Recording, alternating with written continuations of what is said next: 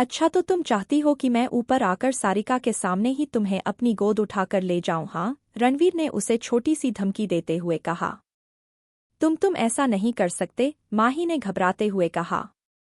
मैं ऐसा कर सकता हूँ, अब मेरे 10 गिनने तक तुम नीचे नहीं आई तो मैं खुद ऊपर आ रहा हूँ, सो कम फास्ट, रणवीर ने कहा और फोन काट दिया। अब उसके फेस पर एक शातिर स्माइल थी। उसने रुद्र को भी मैसेज कर दिया था।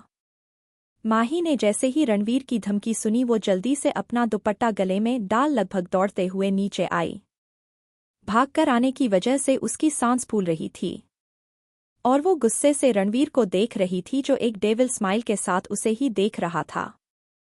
अब आगे, माही ने गुस्से से कहा, अब बताओ क्यों बुलाया है मुझे? माही को ऐसे गुस्से में देख रणवीर स्माइल करता हुआ धीरे धीरे उसके करीब जाने लगा। इस वक्त उसके दोनों हाथ उसकी पॉकेट में थे। उसने एक नेवी ब्लू कलर की टाइट फिटिंग की टी शर्ट और ग्रे ट्राउजर पहन रखा था। टी शर्ट की फिटिंग की वजह से उसके स्ट्रांग मसल्स से ही उसकी स्ट्रेंथ का पता चल रहा था। रणवीर को अपने करीब आता देख माही पीछे जाने लगी और उसने कहा, देखो तुम ना मुझसे दूर से बात करो, तुम हर बार मेरे करीब नहीं आ सकते। माही की बात सुनकर रणवीर ने अपनी एक आईब्रो चढ़ाते हुए, सो कैन यू स्टॉप मी?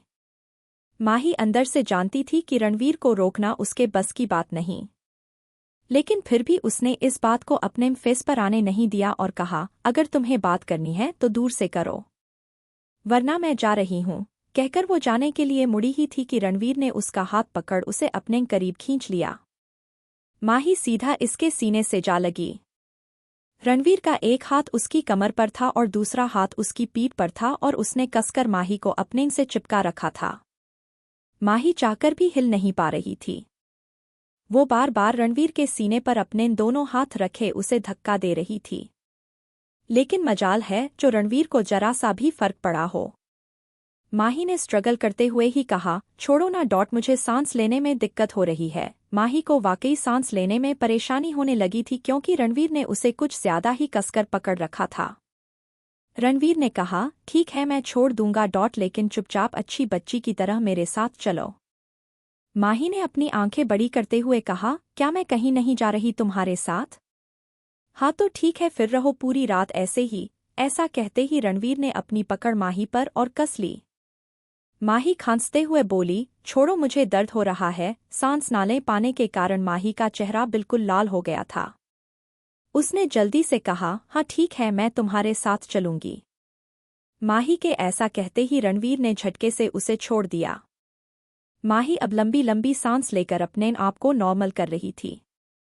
रणवीर ने उसका हाथ पकड़ा और लगभग खींचते हुए उसे अपनी गाड़ी के पास ले आया। गाड़ी की फ्रंट सीट का डोर ओपन कर उसे सीट पर बैठा दिया और खुद आकर दूसरी साइड ड्राइविंग सीट पर बैठ गया। इससे पहले कि वो कार स्टार्ट करता उसने एक नज़र माही को देखा जो मुंह फुलाकर दूसरी तरफ देख रही थी। रणवीर धीरे धीरे उसकी तरफ झुकने लगा, जिसका एहसास माही को हो गया था। उसने घबराकर अपनी आंखें बंद कर ली। रणवीर ने उसे ऐसे देखा तो उसके फेस पर स्माइल आ गई। उसने माही की तरफ से सीट बेल्ट निकाल कर लगा दी। इस दौरान वो माही के काफी करीब था और उसके होंठ माही की नेक के बिल्कुल करीब थे। उसने जानकर एक गहरी सांस उसकी नेक पर छोड़ी जिससे माही की बॉडी में जैसे करंट की लहर दौड़ गई। उसने अपनी मुट्ठियां कस बंद कर ली। माही को ऐसा करते देख रणवीर के होंठों की स्माइल और गहरी हो गई। उसने माही की नेक को सक करते हुए बाइट कर लिया जिससे माही के मुंह से आ निकल गई। उसने गुस्से से रणवीर की तरफ देखा। रणवीर एक तिरछी स्माइल के साथ उससे दूर हुआ और गाड़ी ड्राइव करने लगा। माही ने वापस अपना फेस दूसरी तरफ कर लिया। रिसोर्ट में जब रुद्र को रणवीर का मैसेज मिला, तुम्हारा रास्ता क्लियर कर दिया है, अब तुम सारिका के रूम में जा सकते हो, पढ़कर रुद्र बिना देरी किए अपने रूम से निकला और बालकोनी से सारिका के रूम में पहुंच गया। रुद्र सारिका के बेड के पास आकर कुछ देर रुककर अपनी नई नवेली दुल्हन को निहार रहा था। आज सारिका का चेहरा खिले हुए गुलाब की तरह लग रहा था। उसके हाथों का चूड़ा, मेहंदी और सारिका की मांग में रुद्र के नाम का सिंदूर। रुद्र को आज सारिका और दिनों के मुकाबले और भी ज्यादा खूबसूरत लग रही थी। वो सारिका के बगल में बैठ गया और प्यार से उसके गालों को सहलाने लगा। अब रुद्र धीरे धीरे सारिका के चेहरे की तरफ झुकने लगा। इससे पहले कि वो उसके होंठों को चूम पाता तभी सारिका की नींद खुल गई। कमरे की डिम लाइट में वो रुद्र को नहीं पहचान सकी। इससे पहले कि वो चिल्लाती रुद्र ने उसके मुंह पर अपना हाथ रख दिया। सारिका आंखें बड़ी किए उसे देखने लगी। रुद्र ने धीरे से कहा, सारिका मैं हूं तुम्हारा हस्बैंड रुद्र, अब देखो मैं हाथ हटा रहा हूं, तुम चिल्लाना मत। सारिका ने भी अपनी पलकें झपका कर हाँ का इशारा किया तो रुद्र ने धीरे धीरे अपना हाथ हटा दिया। सारिका धीरे से बोली, तुम यहाँ क्या कर रहे हो और माही कहाँ गई? रुद्र ने उसके बगल में लेटते हुए कहा, वो अपने रूम में गई है और अब ज्यादा सवाल जवाब मत करो, कहकर उसने सारिका को कमर से पकड़ बिल्कुल अपने करीब कर लिया। इससे पहले कि सारिका कुछ और पूछती रुद्र ने उसके लिप्स पर किस करना शुरू कर दिया। रुद्र की किस धीरे धीरे पैशनेट और डीप होती गई। सारिका भी उसकी किस में खो गई और उसके हाथ रुद्र के बालों को सहलाने लगे। करीब 20 मिनट की किस के बाद दोनों अलग होकर लंबी लंबी सांसें लेने लगे।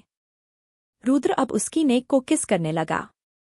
सारिका के लिए भी रुद्र की नज़दीकी में अपने आप को कंट्रोल करना मुश्किल था, लेकिन फिर भी उसने रुद्र को अपने आप से दूर करते हुए कहा, रुद्र प्लीज आज अपने आप पर कंट्रोल कर लो, अभी हमारी सारी रस्में पूरी नहीं हुई है।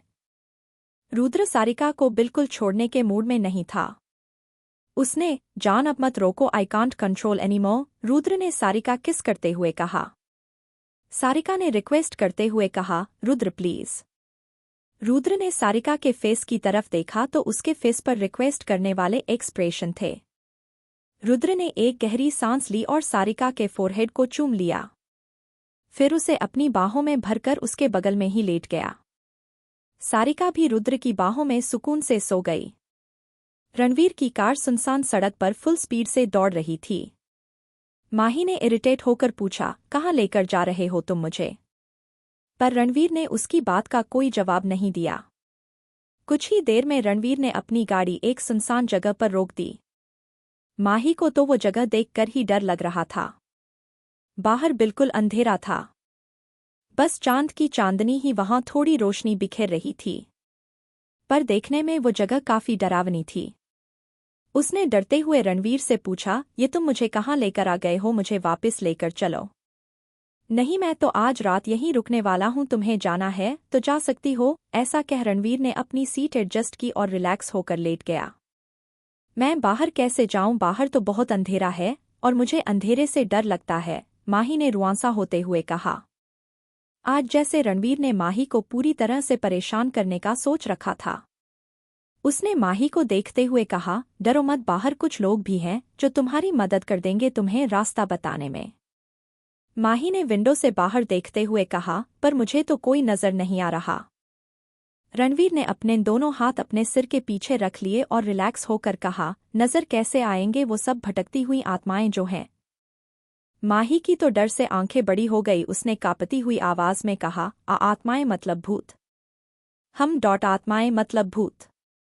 कुछ वक्त पहले यहाँ 4 लड़कों का मर्डर हो गया था, तो अब उनकी आत्माएं यहाँ भटकती रहती हैं। और लोगों को वो ज्यादा कुछ नहीं कहती, लेकिन खूबसूरत लड़कियों को वो बिल्कुल नहीं छोड़ती। कहते हुए रणवीर माही की तरफ झुकने लगा और उसने माही की सीट भी एडजस्ट कर दी थी, जिस वजह माही भी लेट गई थी। लेकिन उसका ध्यान तो रणवीर की बातों पर था। उसे पता ही नहीं चला कि रणवीर ने कब उसकी सीट एडजस्ट कर दी। रणवीर की बातों को सुन माही के चेहरे पर डर की वजह से पसीने की बूंदें आने लगी और रणवीर उसकी आंखों में डर साफ देख पा रहा था।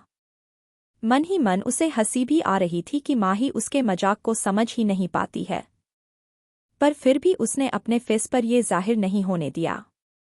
रणवीर का फेस इस वक्त माही के चेहरे पर झुका हुआ था और उसकी नज़र माही के कांपते होंठों पर थी।